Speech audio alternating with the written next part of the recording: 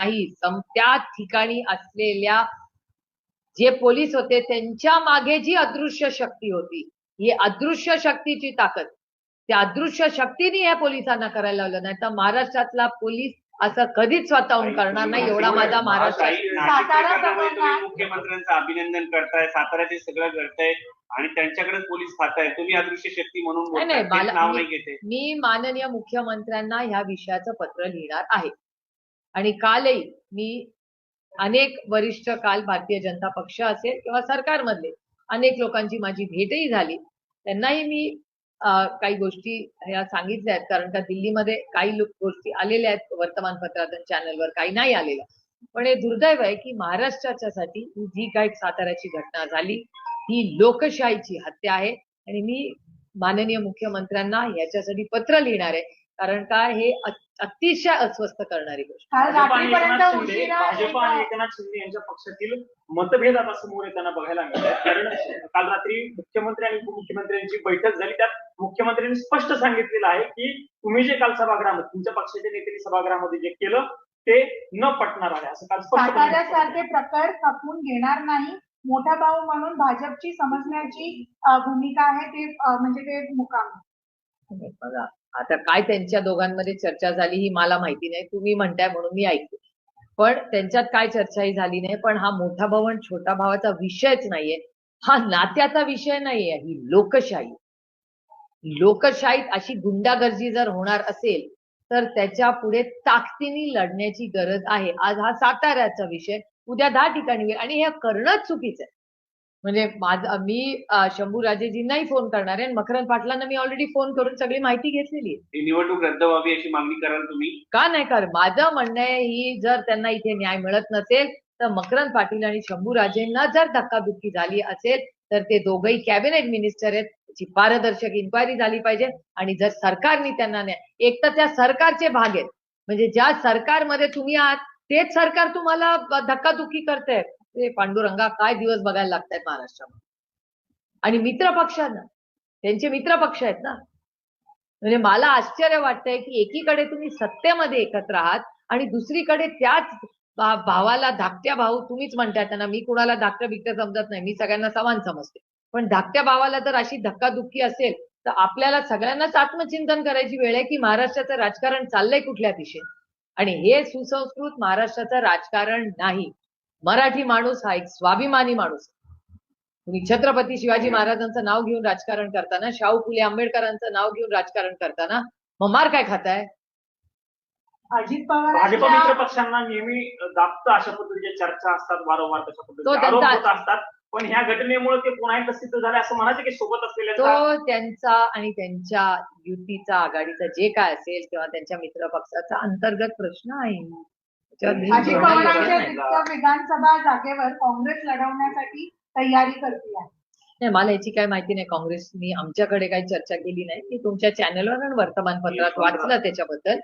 त्याच्यामुळे जेव्हा काँग्रेसकडे काय प्रस्ताव असेल, पण आमची महाविकास आघाडीला विनंती राहील की दादा अनेक वर्ष तिथे लोकप्रतिनिधी म्हणून दादांनी तिथे काम केलेलं, उत्तम काम केलेलं आहे. आणि आज वहिनींना अशा प्रक्रियेत ह्या सगळ्या सिच्युएशन मध्ये ही जबाबदारी घ्यावी लागते. तर आमच्याकडून विनंतीच सगळ्यांना राहील की सुनेत्रा वहिनी पवार यांचं इलेक्शन आमच्या तरी मनात आहे की ते बिनविरोध व्हावं. चव्हाणांचा जिल्हा म्हणून मानलं जातं. तुमच्या पक्षातले अनेक नेते तिथे कोणतीही घटना घडली अजितदादांच्या किंवा कृती संगमावरती जातात. आता या सगळ्या परिस्थितीमध्ये साताऱ्यातील एवढा मोठा देदीप्यमान इतिहास आहे आणि तिथे ही घटना घडते.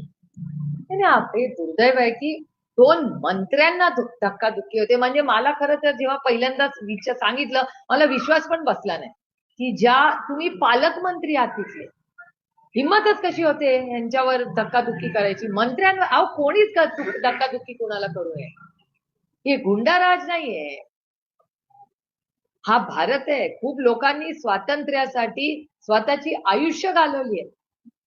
त्यांनी उभं आयुष्य लढाईमध्ये घालवलंय, त्यांनी त्याग केलेले आहे.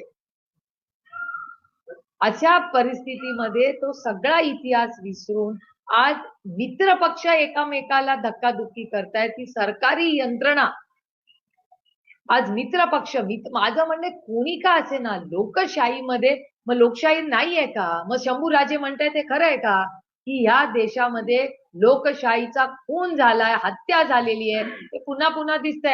आम्ही विरोधक म्हणून बोलत होतो, आमच्यावर अन्याय झालाच ना. ज्या पद्धतीने आदरणीय पवार साहेबांचा पक्ष फोडला, आदरणीय पवार साहेबांना पक्षाच्या पदावरनं ज्या पद्धतीने काढलं, हे योग्य होतं का?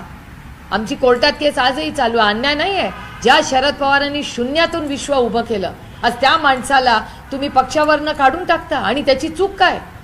त्याची चूक एवढीच की त्यांनी कष्टाने शून्यातून विश्व उभं केलं, ही त्याची चूक. हा अन्याय नाही.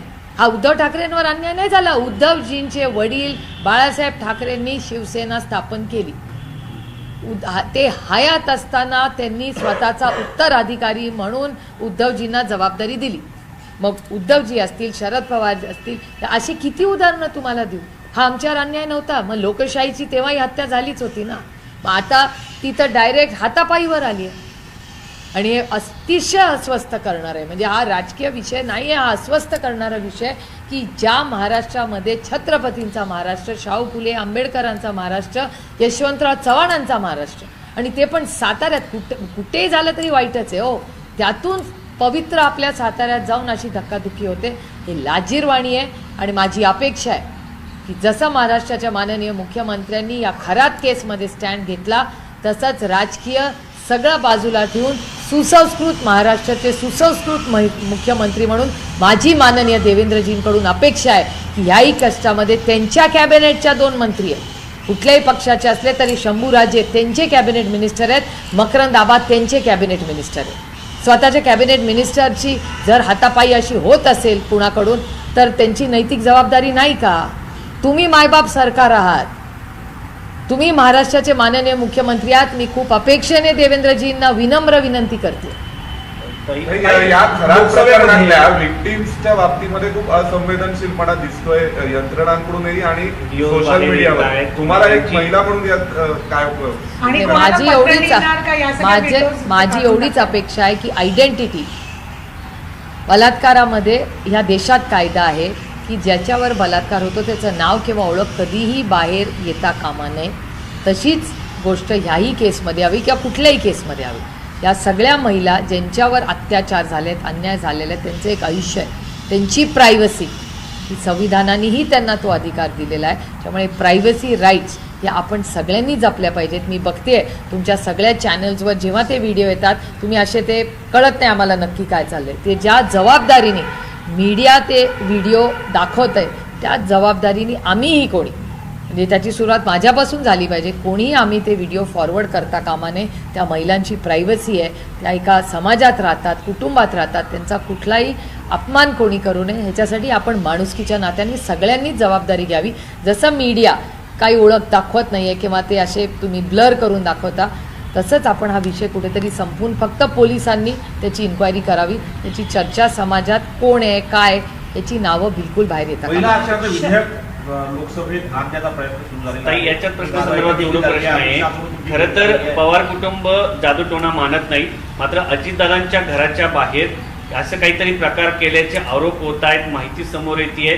तुमची प्रतिक्रिया काय? नाही, मी तुम्हाला खरं सांगू का, माझा काय या जादू टोणा ह्याच्यावर खरंच विश्वास नाही आहे.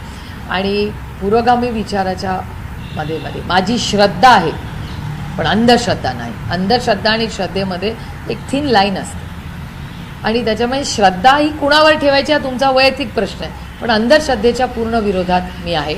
आणि त्याच्यामुळे आमच्यावर झाले जे संस्कार आहेत, त्या संस्कारामध्ये माझी आजी असेल, माझी आई वडील असतील, आमचं पवार कुटुंब असेल, शिंदे म्हणजे माझ्या आईचं माहेर असेल, त्या सगळ्या किंवा सुळ्यांकडे असेल, त्या सगळ्यांमध्ये अंधश्रद्धेच्या विरोधात आम्ही आहोत. आणि त्याच्यात दुरुपयोग करून महिलांना जे एक्सप्लॉयटेशन होतं त्याच्यातच पूर्ण आम्ही विरोधात आहोत. आणि असं होताच कामा नये. म्हणजे दुर्दैव आहे की 21व्या शतकात आपण एवढं सायन्स, तंत्रज्ञान असताना अशा पद्धतीने महिलांवर जो अत्याचार झाले, म्हणजे हे दुःख आणि अस्वस्थता. आणि दादाच्या घराच्या बाहेर कोणी केलं, काय केलं, देवालाच ठाऊक.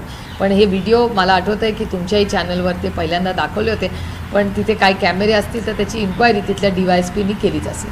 अमित शहाच्या सोबत तुमची बैठक झालेली आहे, काय तुमची भूमिका आहे आणि कशा पद्धतीने ते महिला लागू होणार आरक्षण आणि आहे? डिलिमिटेशन. नाही आता खूप म्हणजे आमच्याकडे लिखितही काही आलेलं नाही आहे, काही चर्चा जरूर झालेल्या आहेत, पण त्या काही क्लोज डोअर प्रायव्हेट मीटिंग्स होत्या, काही प्रस्ताव आलेले.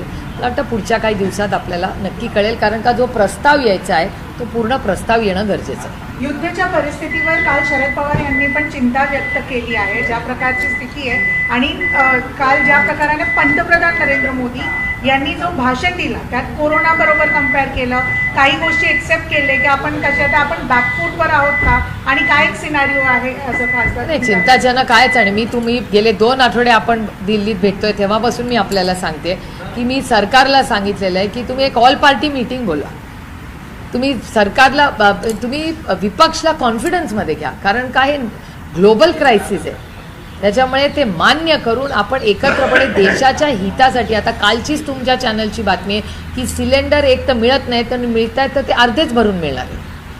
हॉटेल, रेस्टॉरंट्स, किती गोष्टी, MSMEs, बिझनेसेस, किती गोष्टी गेले 2 आठवडे तुम्ही सातत्याने दाखवताय या सगळ्या गोष्टी. सिलेंडर दिला जाईल असं सांगतात. त्याच्यामुळे मला असं वाटतं की हे ग्लोबल क्रायसिस आहे, त्याच्यात आज तू मेमे करत बसण्यात काही वेळ नको घालूया. आपण सगळ्यांनी मिळून देशाच्या हितासाठी सामान्य नागरिक जो शेवटचा आहे त्याला समान न्याय मिळण्यासाठी आणि तो ह्या युद्धामध्ये भरडला जाता कामा नये याच्यासाठी सगळ्यांनी एकत्र मिळून काम करण्याची गरज आहे. थँक्यू सगळ्यांचे आभार. थँक्यू. पुढे गेले निलेश लंकेंना